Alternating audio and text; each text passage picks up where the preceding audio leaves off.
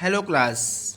In this video lecture, we will discuss about the allotropes of carbon and some other topics from the chapter carbon and its compounds.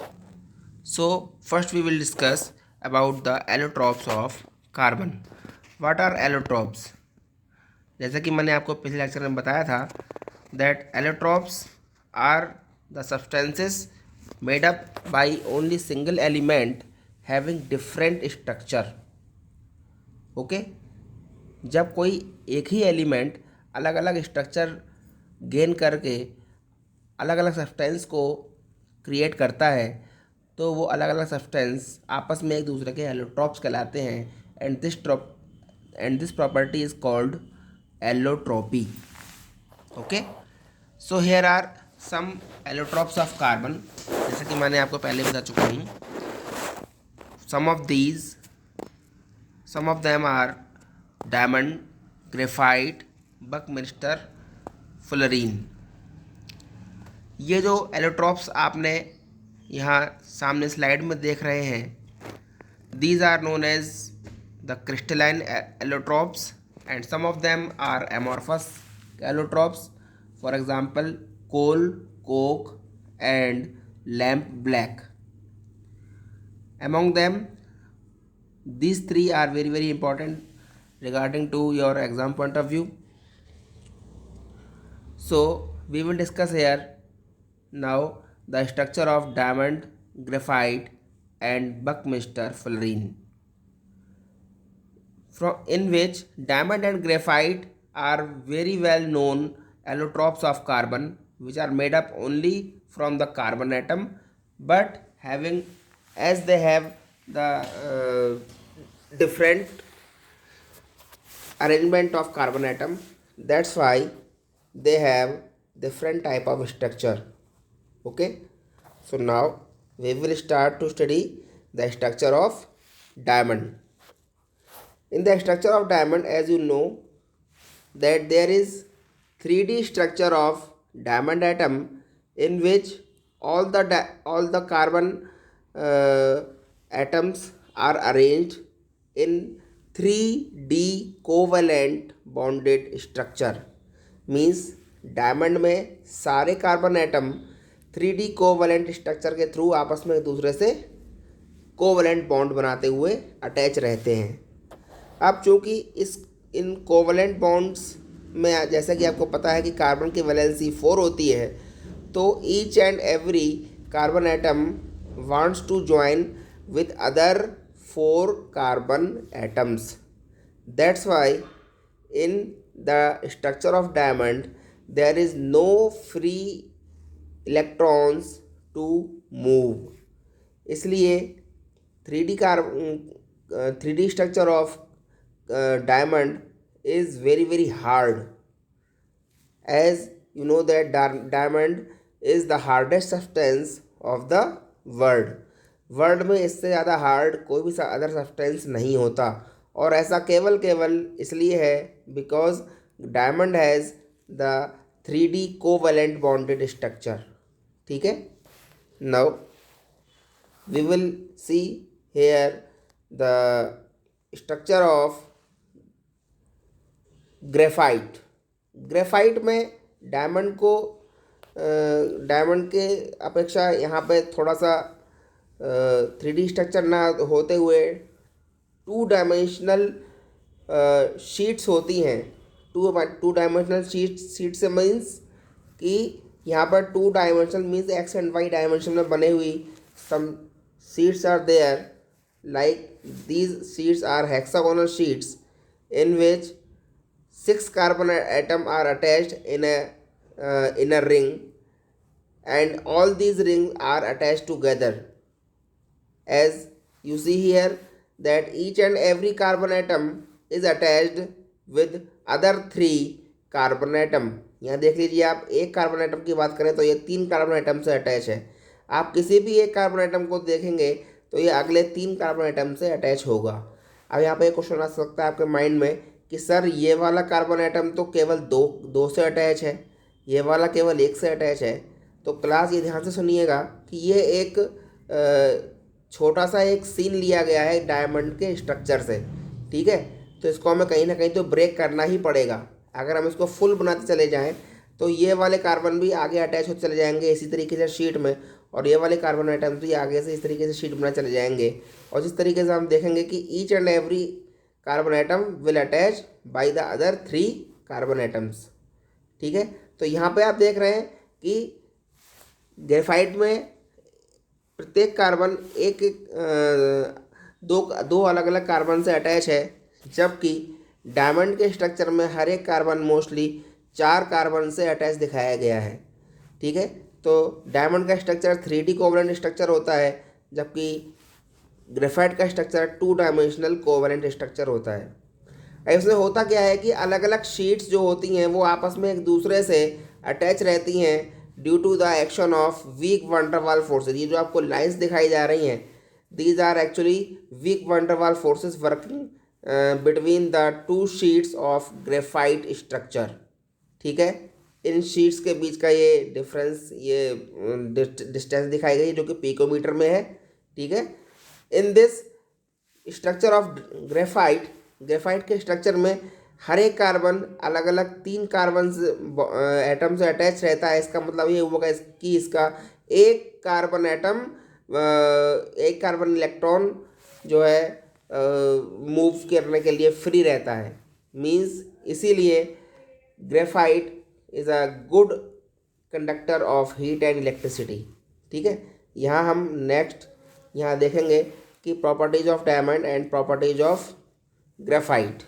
तो यहाँ ध्यान से देखिएगा कि it is A transparent, यहाँ हम diamond की बात कर रहे हैं। It is A transparent substance having high relative refractive index, property properly cut and polished diamonds shine and show extraordinary brilliance। इसका मतलब ये हुआ कि डायमंड का रिफ्रैक्टिव इंडेक्स बहुत ज़्यादा होता है। रिफ्रैक्टिव इंडेक्स जितना ज़्यादा होगा कोई भी सब्सटेंस उतना ही ज़्यादा शाइनिंग शो करेगा, ठीक है ना, उतना ज़्यादा वो चमकेगा। और प्रॉपरली कट और पॉलिश किया हुआ डायमंड बहुत ज़्यादा चमकदार होता है, ठीक है। ये आप लोगों को देखा हुआ डायमंड के ऑर्नामेंट्स में। It is the hardest substance naturally known substance in the world. ये मैंने आपको पहले ही बताया। इट हैज़, अब चूँकि हार्डेस्ट है तो इसकी डेंसिटी भी बहुत ज़्यादा हाई होगी। It has the high density 3.5 gram per ml। आपको पता है कि वाटर की डेंसिटी कितनी होती है? वाटर की डेंसिटी, हालांकि डेंसिटी का कोई परफेक्ट पैरामीटर नहीं होता, but water has a density 1।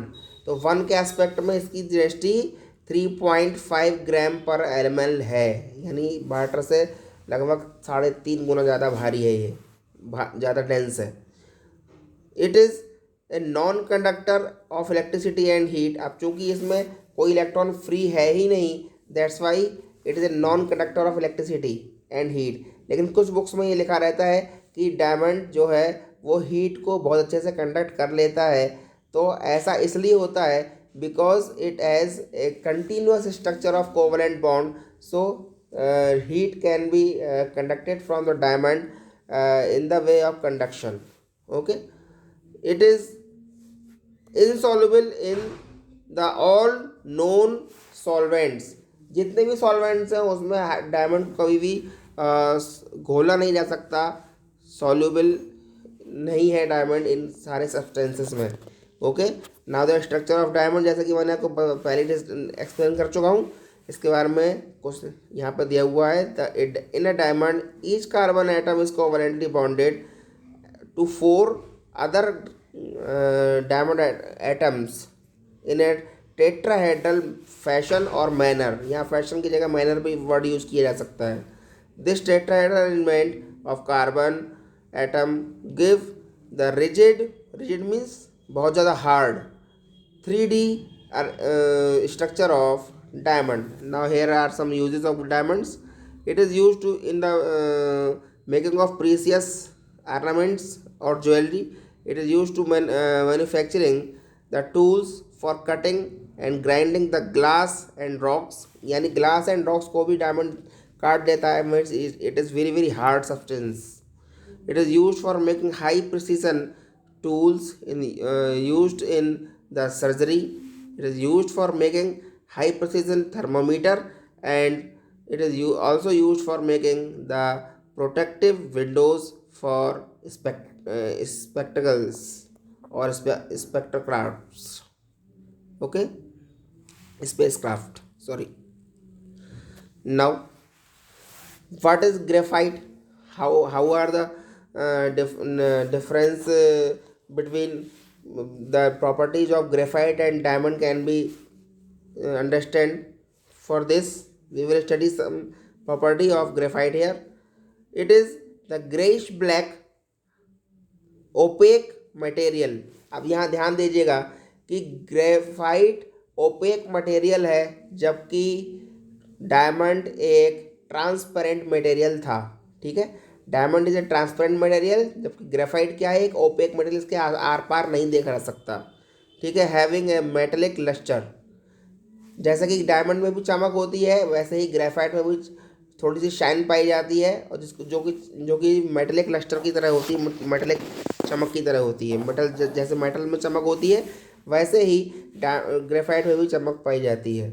It occurs as a hexagonal crystal. It is a soft having soapy touch. Soapy touch means बड़ा स्मूथ होता है ये. ठीक है. It is lighter than diamond, having the density 2.3 gram per ml. It is a good conductor of heat and electricity. It is very high melting point, 3800 centigrade. It is insoluble in all common solvents. अब यहाँ देखिए, diamond किसी भी solvent में soluble नहीं था, लेकिन graphite is also insoluble in all the common solvent like petroleum ether, benzene and so on. It burns in air at 700 and 800 degree Celsius to give carbon dioxide. ध्यान दीजिएगा कि carbon और graphite दोनों जो है प्योर कार्बन से बने हुए. Diamond and graphite both are made up of pure carbon atom. तो जब इनको जलाया जाता है तो कोई भी इनका रेसिड्यू बचता नहीं है, केवल कार्बन डाइऑक्साइड निकल जाती है इनमें से. ठीक है. स्ट्रक्चर ऑफ ग्रेफाइट जैसे कि मैंने पहले डिस्कस कर चुका हूँ.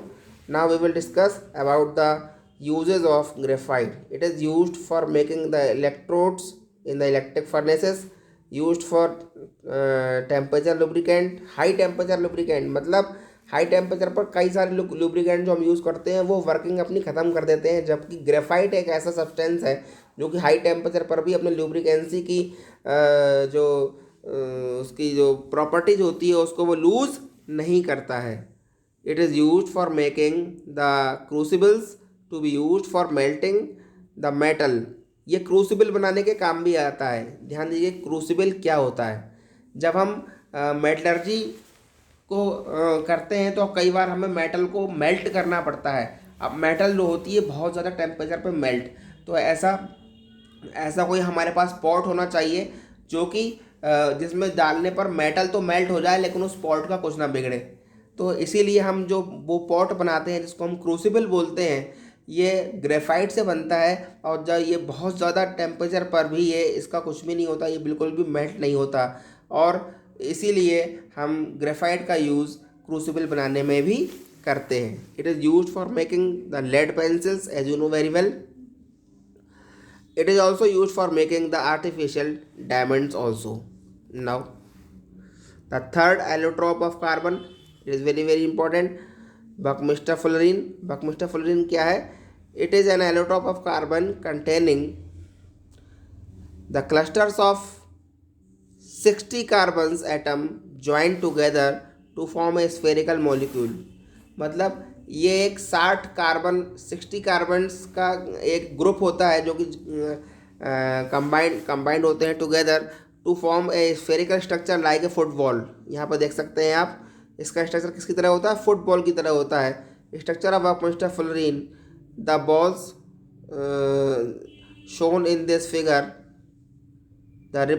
To represent the carbon atom. ये छोटी छोटी बॉल्स आपको दिखाई दे रही हैं, ये कार्बन एटम को रिप्रेजेंट कर रही हैं. ठीक है. और ये स्ट्रक्चर बिल्कुल फुटबॉल की तरह होता है. जैसे कि फुटबॉल में पेंटागन्स और हेक्सागन दोनों पाए जाते हैं। इसी तरीके से बकमिस्टर फ्लोरीन में भी देख सकते हैं आप, इट इज़ ए हेक्सागन और it is a pentagon. Pentagon means 5 line से घिरी हुई एक ऐसी इमेज। Now the next topic regarding to this chapter is hydrocarbon. What is a hydrocarbon? जैसे कि नाम से दिखाई दे रहा है कि ऐसा सब्सटेंस जिसमें हाइड्रोजन और कार्बन स्पेशली रूप से प्रेजेंट हो। The organic compound which are made up of carbon and hydrogen atom only, okay, are called the hydrocarbon. For example CH4, C2H2, C2S4, C2S6 etcetera. Type of hydrocarbon. Hydrocarbon हमेशा दो type के होते हैं, पहला saturated और दूसरा unsaturated. अब saturated hydrocarbon क्या होते हैं?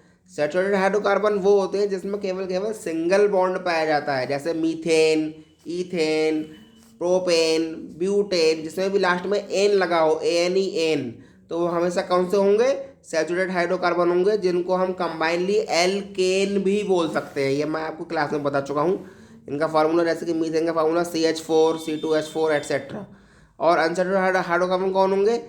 वो ऐसे हाइड्रोकार्बन होंगे जिसमें कार्बन कार्बन के बीच में डबल बॉन्ड या ट्रिपल बॉन्ड पाया जाता होगा, और इनको समराइजली हम एल्कीन और एल्काइन भी बोल सकते हैं। ठीक है, हाइड्रोकार्बन, सैचुरेटेड हाइड्रोकार्बन जैसे कि एल्केन, और अनसैचुरेटेड हाइड्रोकार्बन जैसे कि एल्कीन एंड एल्काइन। और इनके यहाँ पे ये जो फार्मूला दिखा रखे हैं, ये इनके फार्मूले शो हो रहे हैं कि एल्केन का फार्मूला CnH2n+2 और एल्कीन का फार्मूला CnH2n और एल्काइन का formula CnH2n-2। It is general formula to form all the structure of alkane, alkene and alkyne, where n is the number of carbon atom. ठीक है, n is the number of carbon atom. Suppose कीजिए कि यहाँ पे carbon atom का number हमने 1 डाला है इसमें, तो C1 H2 × 1 मीन्स H2 और +2 यानी CH4, तो हमें पहला मेंबर मिल जाएगा CH4। इसमें अगर हम 1 रख दें n की जगह तो हमें एल्केन का पहला मेंबर मिल जाएगा CH4, और अगर हम इसकी जगह 2 रखें तो हमें दूसरा मेंबर मिल जाएगा C2H6। ठीक है, नाउ द होमोलोगस सीरीज। अब होमोलोगस सीरीज क्या होती है?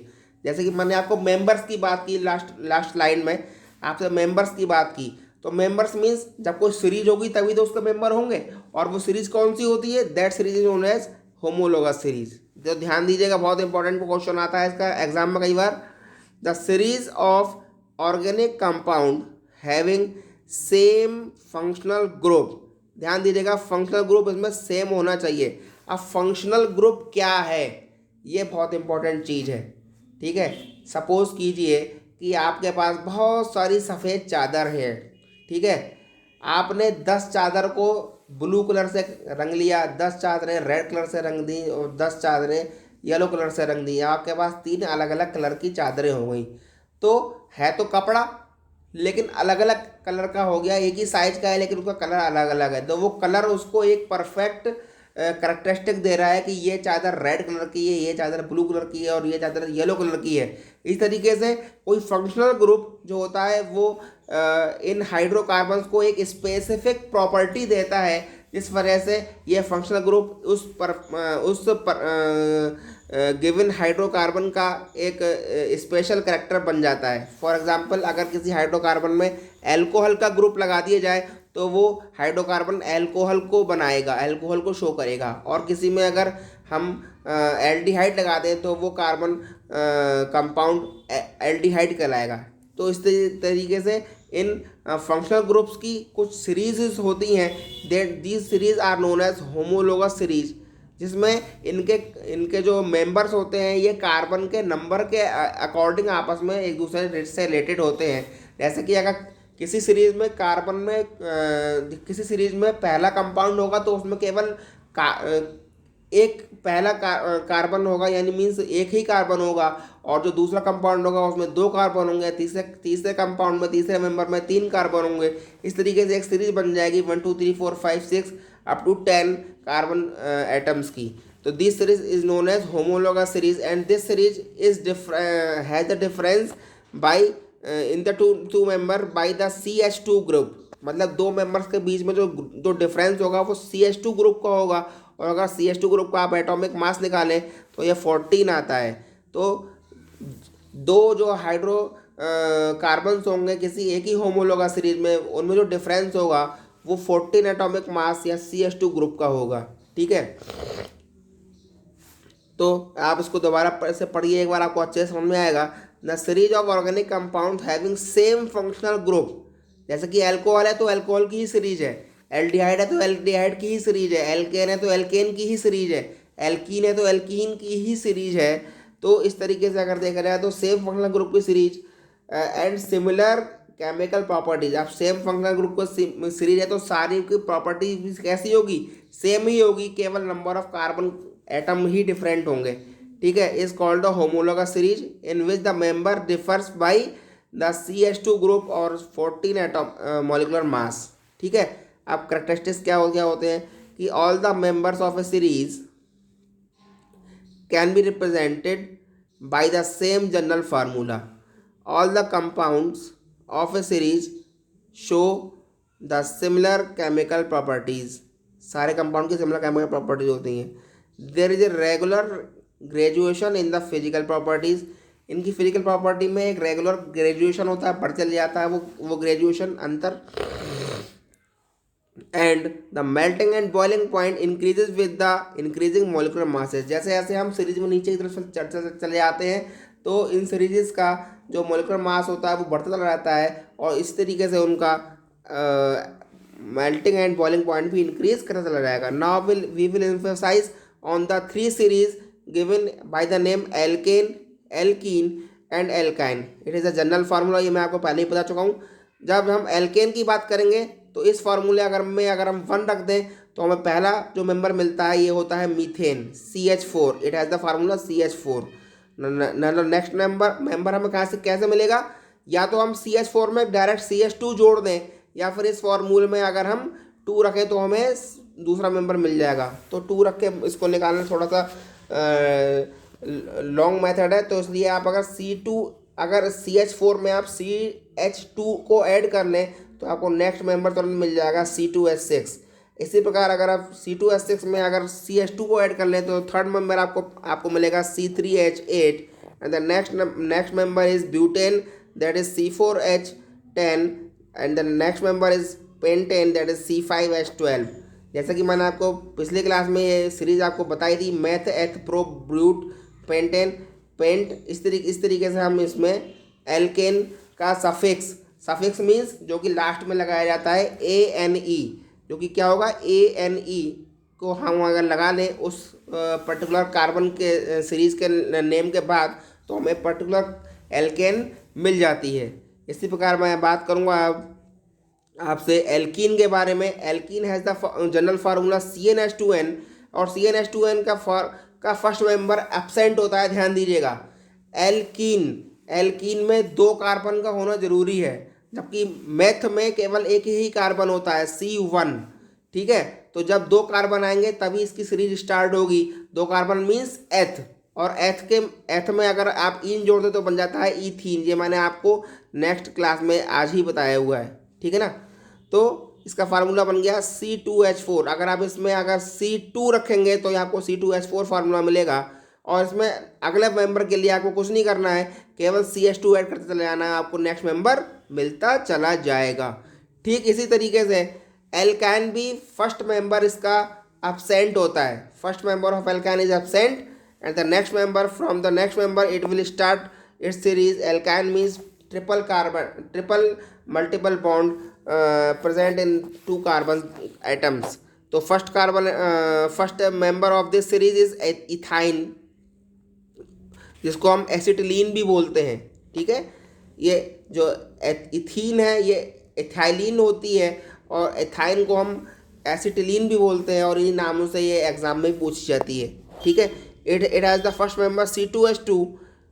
Okay, C2H2। The second member is propylene, that is propene or propylene has the molecular formula C3H4, which can be found by the adding of CH2 in the ethyne formula, that is C2H2. If we add the CH2 in the C2H2 then we can get the C3H4, और इस तरीके से हम CH2 add करते हुए अगले members को आराम से निकाल सकते हैं। Very very easy topic regarding to the hydrocarbon. Now electron dot structure. Electron dot structure बेटा मैं आपको पहले भी बता चुका हूँ। यहाँ पे हम कार्बन के इलेक्ट्रॉन डॉट स्ट्रक्चर की बात करेंगे। तो यहाँ ध्यान से देखिएगा, स्ट्रक्चर ऑफ ईथेन। ईथेन में जैसे कि आप जानते हैं कि single bonded carbon carbon compound है, एन लगा हुआ है। तो सिंगल बॉन्डेड कार्बन कंपाउंड जिसमें दो कार्बन के बीच में केवल सिंगल बॉन्ड पाया जाएगा। और यहाँ पे हम जब इसको बनाते हैं तो कार्बन के लास्ट शेल में प्रेजेंट नंबर ऑफ एटम्स को एक जगह रख लेते हैं और इसी के पास में हाइड्रोजन का एक एक इलेक्ट्रॉन को हम यहाँ पे रख देते हैं और ये बाद में सर्कल को ऑक्टेट या डुप्लेट कंप्लीट करते हुए हम दिखा देते हैं इसमें।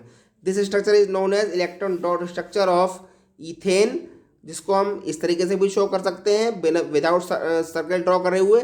और लास्ट में जैसा कि मैंने आपको बता दिया है कि 1 बॉन्ड इक्वल टू 2 इलेक्ट्रॉन्स। तो जहाँ पे भी आप देख रहे हैं कि 2 इलेक्ट्रॉन है, वहाँ पे ये कार्बन उस दूसरे एटम के साथ सिंगल बॉन्ड से जुड़ा हुआ होगा। ये देखिए 2 इलेक्ट्रॉन यानी ये कार्बन इस वाले हाइड्रोजन के साथ सिंगल बॉन्ड से जुड़ा हुआ है। देखिए ये देखिए दो इलेक्ट्रॉन यानी सिंगल बॉन्ड, 2 इलेक्ट्रॉन यानी सिंगल बॉन्ड। इस तरीके से कार्बन कार्बन के बीच में भी 2 इलेक्ट्रॉन की शेयरिंग हो रही है, इसलिए यहाँ पे कार्बन कार्बन के बीच में 2 इलेक्ट्रॉन बनाए गए हैं। ये सारे जो बॉन्ड है ये सारे कोवलेंट बॉन्ड हैं और ये सारे कोवलेंट बॉन्ड यहाँ पे चूंकि एक एक बॉन्ड दिखाया गया है, इसलिए एक कोवलेंट बॉन्ड हमेशा 2 इलेक्ट्रॉन्स की शेयरिंग से बनता है। ठीक है, तो ये बन गया स्ट्रक्चर ईथेन का। Now we will talk about the structure of ethyne. यहाँ आप देखेंगे कि यहाँ पे कार्बन कार्बन के बीच में 4 इलेक्ट्रॉन्स की शेयरिंग हो रही है। दैट्स वाई यहाँ पे जो बॉन्ड बनेगा 2 कार्बन के बीच में, यहाँ डबल बॉन्ड बनेगा। Because as you know that 1 bond equal to 2 electron, then 2 bond equal to 4 electrons. That's why in between the carbon atom there is the presence of double bond between the 2 carbon atoms. Okay, this compound is known as ethene. Now we will talk about the ethine. As you know that 2 carbon atoms are joined together by the sharing of 6 carbon, total 6 carbons, or we can say that here is the pair of 6 electrons. Pair of 6 electron means 3 electron pair present between 2 carbon atoms. That's why there is a presence of triple bond between 2 carbon atom. जैसा कि आप जानते हैं कि 2 electron बराबर 1 bond, तो 6 electron कितने हो जाएंगे? ये 6 इलेक्ट्रॉन जो होंगे वो 3 कोवलेंट बॉन्ड फॉर्म करेंगे। इस वजह से इन 2 कार्बन के बीच में जो बॉन्ड होता है वो ट्रिपल बॉन्ड होता है। यहाँ देख सकते हैं आप, इन 2 कार्बन के बीच में ट्रिपल बॉन्ड फॉर्म हो रहा है क्योंकि इन दोनों कार्बन के बीच में जो शेयरिंग है वो 6 इलेक्ट्रॉन की शेयरिंग है। 3 इलेक्ट्रॉन इस कार्बन के और 3 इलेक्ट्रॉन इस कार्बन के। ठीक है, और यहाँ पे कार्बन ने हाइड्रोजन से एक इलेक्ट्रॉन को शेयर कर रखा है, इसलिए यहाँ पे 2 इलेक्ट्रॉन होंगे, 1 इलेक्ट्रॉन हाइड्रोजन का और 1 इलेक्ट्रॉन कार्बन का। इसलिए यहाँ पे कार्बन और हाइड्रोजन के बीच में एक एक सिंगल बॉन्ड बना हुआ है। ठीक है, ये स्ट्रक्चर होता है इथाइन का या एसिटिलीन का, C2H2। Okay, so today we have discussed about some properties of graphite and diamond, and also about the homologous series of carbon compound. Okay, in the next video we will study about some functional group, IUPAC, and about some carbon compounds like ethanoic acid and ethanol. Thank you.